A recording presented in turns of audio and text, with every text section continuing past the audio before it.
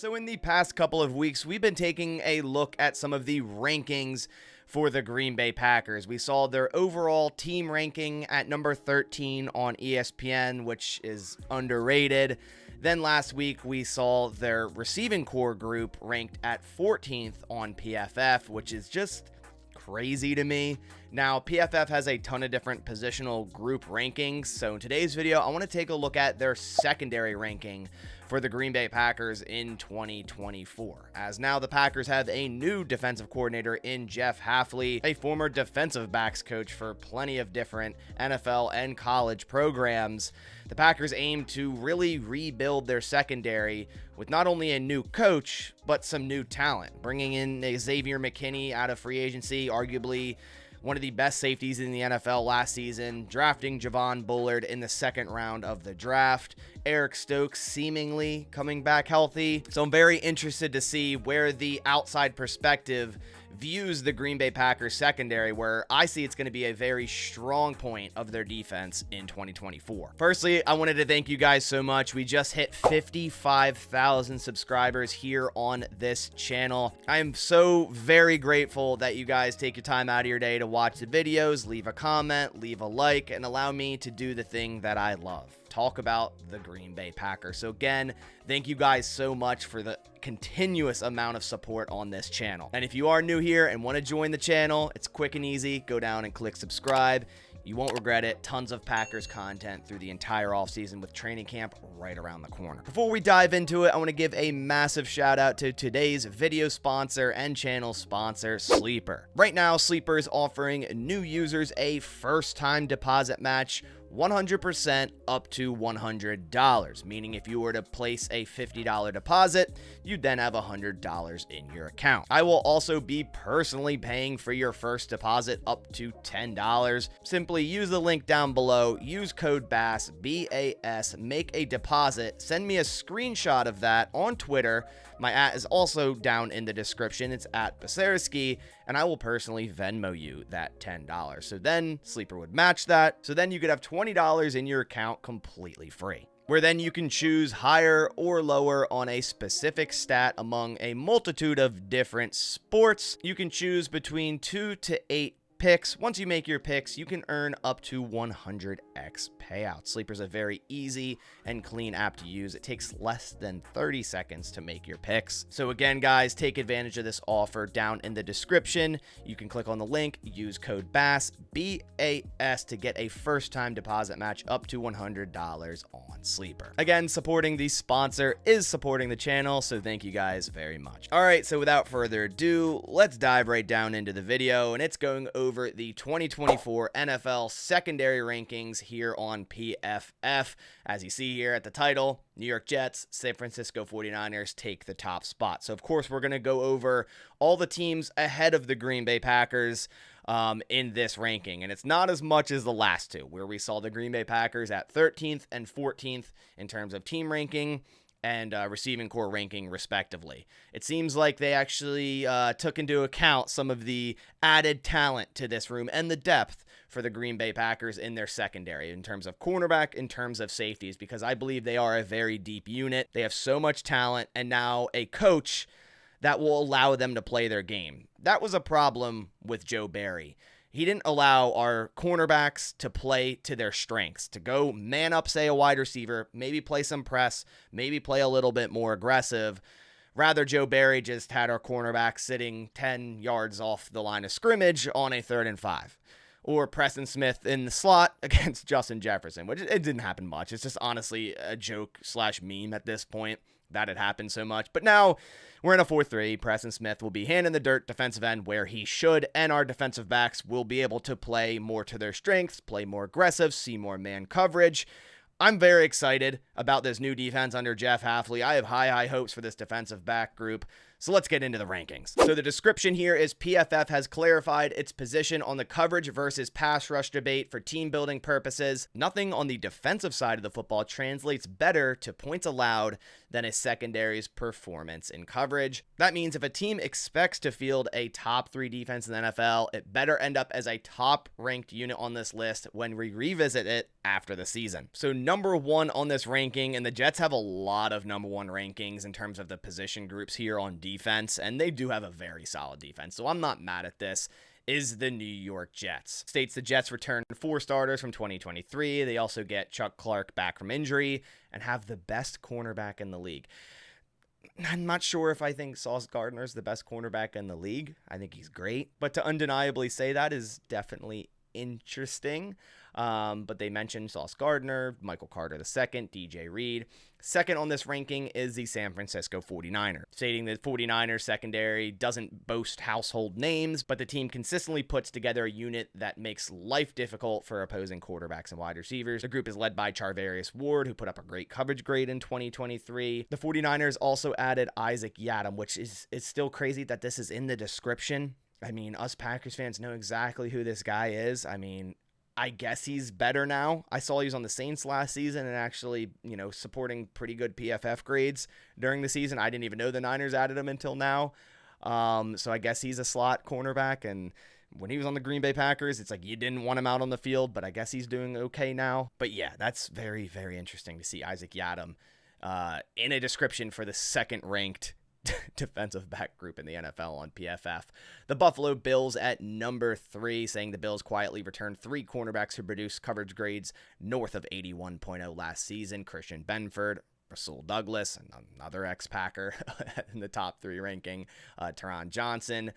They also did release Jordan Poyer, Micah Hyde. So the Bills will be relying on D. Delaney and Taylor Rapp at the safety position. So considering they lost or released 2 of their starting safeties, not exactly sure if they're top 3 unit. Then to quickly go over the rest outside of the top 3 until the Green Bay Packers, the Ravens at number 4, the Miami Dolphins at number 5, Cleveland Browns at 6, Seattle Seahawks at 7, and then we have the Green Bay Packers at the 8th ranked defensive back room in the NFL here on PFF. I'm not mad at any of these teams above the Green Bay Packers in terms of secondary. I'm not sure if the exact order of them is correct, but the teams that are above the Green Bay Packers, I'm not too mad at. Whereas the other rankings, where we saw the team rankings, the wide receiver rankings, you're kind of looking at some teams ahead of the Packers and you're going, what? Like, how? Let me know in the comments if you disagree with any of these teams that are above the Green Bay Packers in terms of defensive rankings. I still think 8 is a tiny bit low. I think they could be at 6 or 7 just based off of how much depth they have, but I understand why they're 8 just due to the question mark at cornerback, right?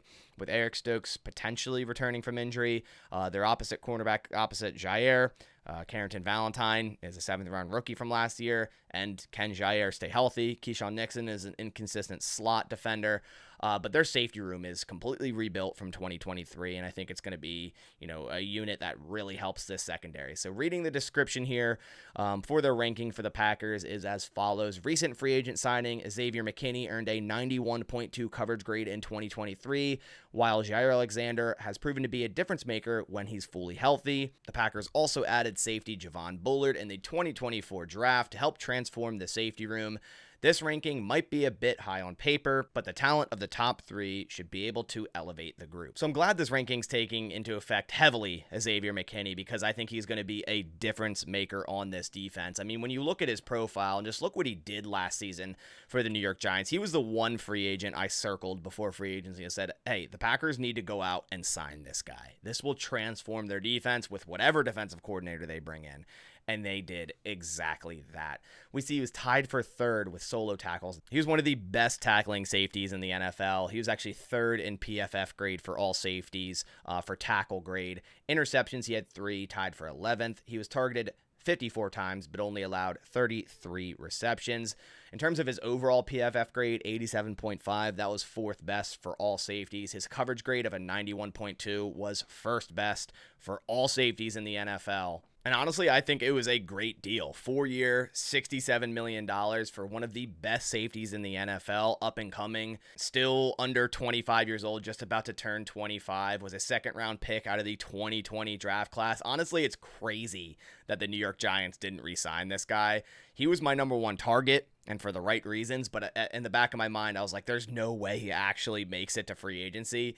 And when he did, I was like, please, Green Bay, please, Brian Gutekunst, go out and get this guy, because he will transform the Packers defense. I mean, they haven't had a safety like Xavier McKinney in a very, very, very long time. And you look at some of his other stats here. We already looked at tackles. He had 21 assists, a forced fumble, 26 stops. He only had 7 missed tackles. I mean, this guy just doesn't miss tackles. Only 7 missed on 94 solo tackles is an extremely low missed tackle rate. And not only just a great tackler, just great in coverage, supported the number 1 coverage grade for all safeties, and only allowed a 52.1 passer rating and 8.7 yards per reception allowed. In terms of that low missed tackle percentage rate, if you go by all safeties here and we sort it by missed tackle rate, he's the 3rd lowest at 5.7%, but you could see the snap difference. So the 2 safeties above him, Jimmy Ward, 506 snaps, and Taylor Rapp, 422 snaps, where Xavier McKinney played more than double both of those guys. So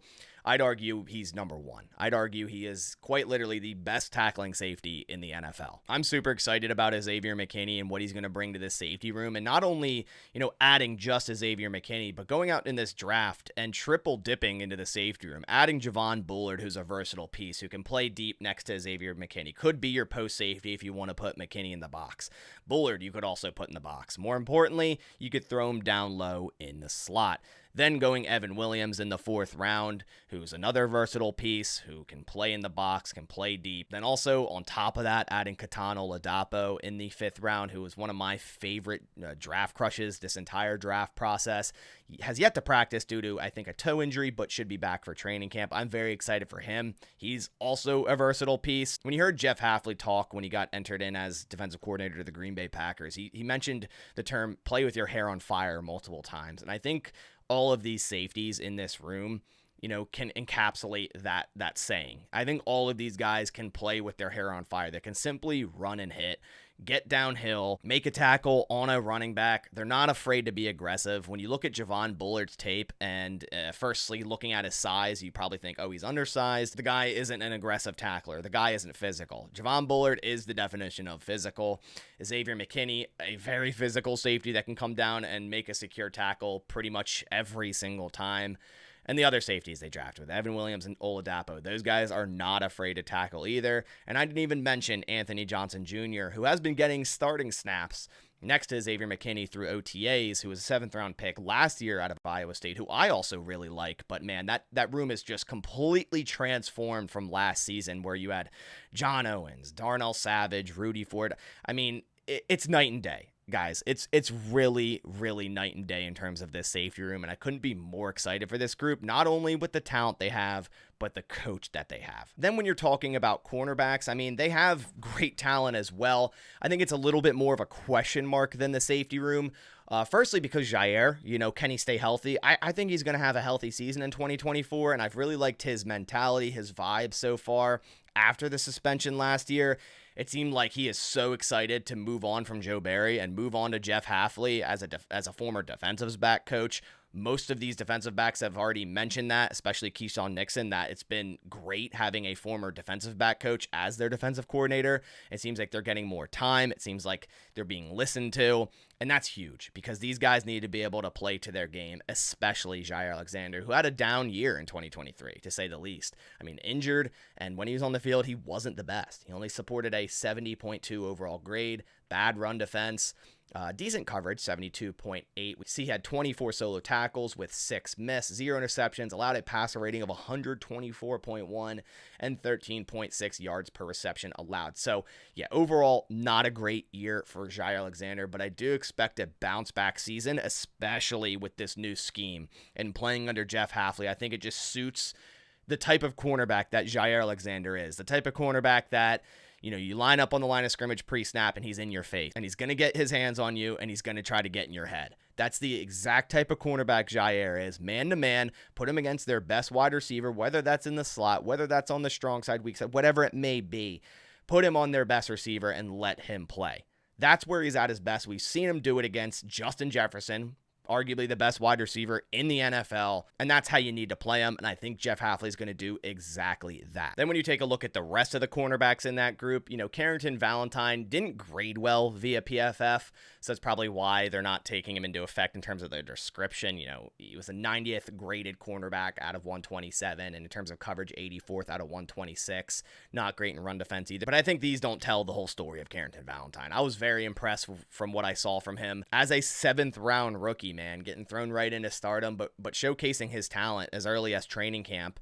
And then, of course, having to play when Jair went down, Stokes is still hurt. So I really liked what I saw from him, and it's going to be a nice camp battle between him and Eric Stokes if Eric Stokes can stay healthy. The guy has a lot of talent, and he's gone on record saying he feels faster than he ever has, and that's a big thing. With all the lower leg injuries, I'm definitely worried about Eric Stokes returning to his former self because his game is reliant so much on his speed. So hopefully he does return to that and can stay healthy. If Eric Stokes can stay healthy, this cornerback room is deep. That also has Corey Ballantyne, who filled in nicely. I mean, a former 6th round pick, pretty much a street free agent. The Packers, brought on, was a special teamer, a practice squad guy, but filled in last season. And these grades don't look anything crazy. But when he was thrown into the fire, I thought he produced. Keyshawn Nixon, you guys know how I feel about him. I think he's an inconsistent slot cornerback. There's some games where you're like, wow, this guy can make some plays. But other games, he's getting torn apart all game. And I think Javon Bullard will overtake Keyshawn Nixon. But that doesn't take away from this defensive back ranking because Javon Bullard is included in the defensive back ranking. When you look at Javon Bullard, man, his last 2 seasons at Georgia mainly. Last season, mainly played safety when Georgia needed him to, and he's never played safety before. Then he turned into one of the best in the nation with an 88.4 coverage grade, good run defense grade, insane forced incompletion rate, low missed tackle rate, 82.8 overall grade. But the year before that, you see the snaps, he played all slot. 510 snaps in the slot, only 12 deep, and it flipped the next season. Mainly played deep, 362. Still played some slot, 144. So he can do so much for you. So as much as Keyshawn Nixon is inconsistent, I still think Javon Bullard will be that guy at nickel cornerback, and that will just heighten their group even more because even if he's not at deep safety, I think they have other talent such as Anthony Johnson Jr., Evan Williams, Katana Oladapo that can play next to Xavier McKinney. And when you're playing next to Xavier McKinney, you're going to look a lot better because McKinney is just that great. So overall, I'm not mad at the Green Bay Packers being ranked at 8th. I think they definitely are a top 10 unit in terms of defensive backs. I think they could be 7th, but that's kind of splitting hairs at that point. That's just nitpicking at that point. I think 8 is a fair ranking. And the past 2 videos, we've been kind of been like, damn, they're completely underrating the Green Bay Packers, and we're okay with that. I like being an underdog. I like being underrated rather than overrated, but I think this is a very fair ranking for the Green Bay Packers defensive back group that I think is going to do great things in 2024. Let me know what your thoughts are down in the comments. Do you agree with this ranking? Do you disagree? And what's your expectation of this defensive back group in 2024? Let me know down in the comments below. But I appreciate you guys coming by to this video. I'll catch you on the next one, and as always, go Pack Go.